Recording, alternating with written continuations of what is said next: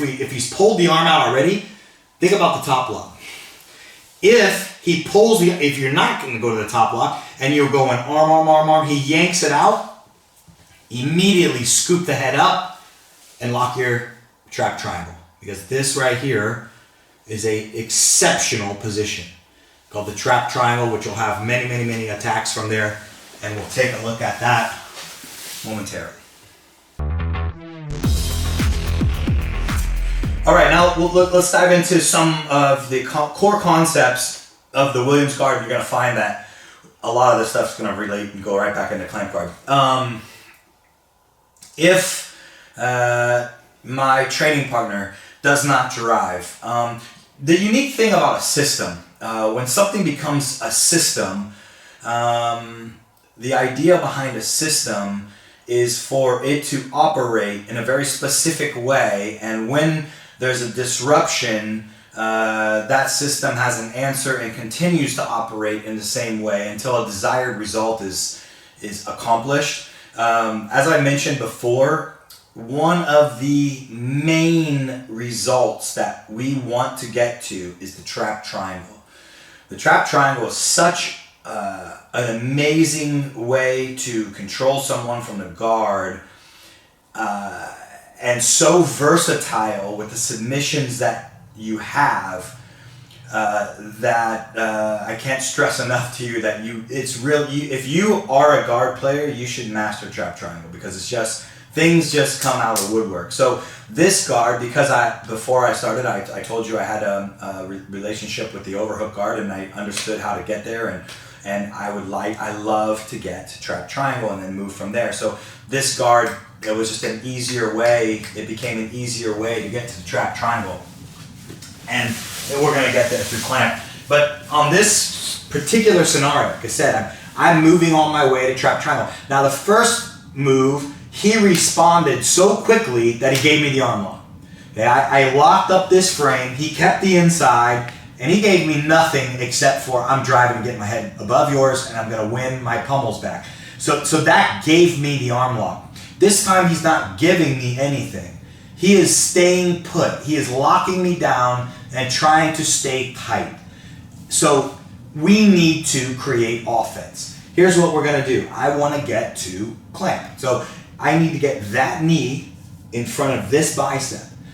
When Kyle's elbow is buried into my leg, he is pulling that down. I am not going to physically be able to pull it.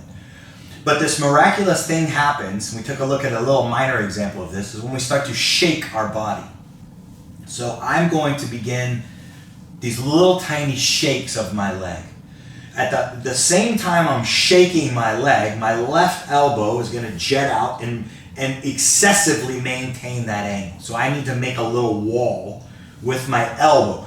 Not my hands. Again, I can't stress enough that the hands really don't push away. They just clamp, they just hold this grip and let my legs and my angle do the work. But my elbow is going to jet out there so that we make a little wall. And then I'm going to start shaking this leg. As we shake this leg, even someone that is extremely strong, your knee is going to slip through. So this little shake, here comes the knee. It slides right in front of the bicep. It's pretty amazing trick how that happens, but it will happen. The one thing that you have to be careful of is kneeing your training partner in the face, and that's about it. Otherwise, you'll shake. Again, remember that these shakes start to affect the stabilizers. Stabilizer muscles are not incredibly strong. They're small muscles underneath the armpits, and they are not incredibly strong. So as I shake, it starts affecting the stabilizers, and it lets my left knee go through. Now, from this position, it doesn't behoove me anymore to keep my grip, because again, one thing that we're going to always run into, a small problem, is omoplata. So I'm going to prepare for that. So we're going to move into clamp. So I unlock the frame. Okay? I completely open the frame so that my right arm is ready to defend any type of omoplata activity that goes on.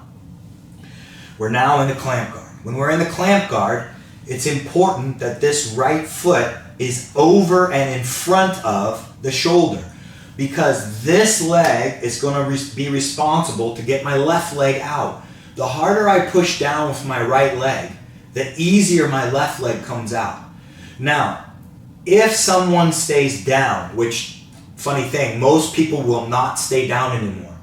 They stay down when they're in Williams because he's trying to keep the elbow and block that leg and just think a little. He's trying to say, okay, what do I have to do to get myself back to being flat? He drove first, he got arm lock. So now, maybe not. Maybe I want to step over the leg. So he's thinking. So we're going to make sure we shake this in.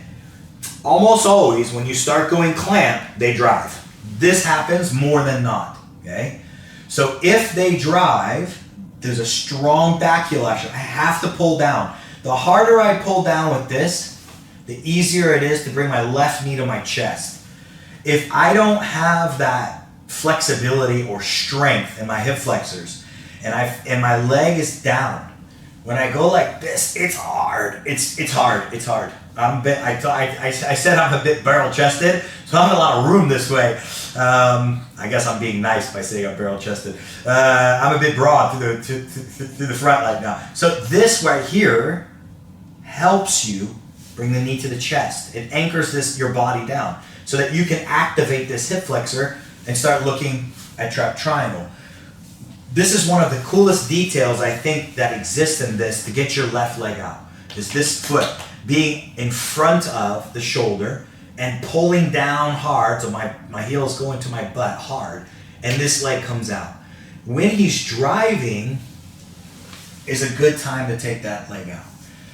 A very common response from Kyle as he's driving will be to hold my knee, because he realizes that if the leg comes out, it's trouble.